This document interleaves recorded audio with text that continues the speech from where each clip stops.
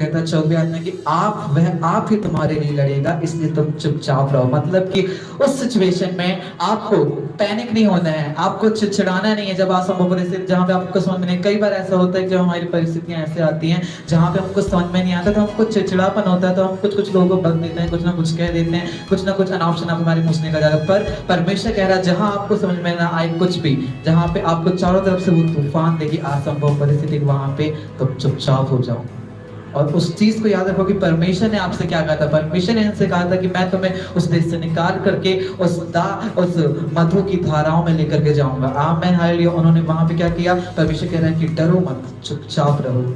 तब परमेश्वर तो वहां से और शत्रुओं को उनको वैसे निकाल देगा जैसे फिर वो कभी ना देखेंगे। आमीन हालेलुया। आज हर एक बात हमको परिस्थिति जो दिख रही है आपको एक परीक्षा के रूप में, जो आपको जीवन में लग रहा हो कि हाँ ये परीक्षा है, ये परीक्षा है, परमेश्वर उसको कह रहा है कि जब आप वहां पे स्थिर रहेंगे, आप वहां पे चुपचाप रहेंगे और परमेश्वर की उस प्रतिज्ञा और वचनों को याद करेंगे, बल्कि ऐसा नहीं कि वहां पे आप चिड़चिड़ा रहे हैं, वहां पे आप परमेश्वर से दूर भाग रहे हैं। कई बार ऐसा भी होता है जब ऐसी परिस्थिति आती है तो हम परमेश्वर से बोलना चाहिए गुस्सा या नाराज कुछ भी बोल सकते हैं कि ऐसी सिचुएशन आती है जहाँ पे हम सब छोड़ छाड़ देते हैं। पर वहां पे आपको पैनिक नहीं होना है, वहां पे आपको चिड़चिड़ाना ही नहीं है, पर वहां पे आपको चुपचाप रहना है और परमेश्वर की उस प्रतिज्ञा का अंगीकार करते रहना है। तब परमेश्वर कह रहा है कि परमेश्वर उस असंभव परिस्थिति से आपको निकाल लेगा। आमीन हालेलुया।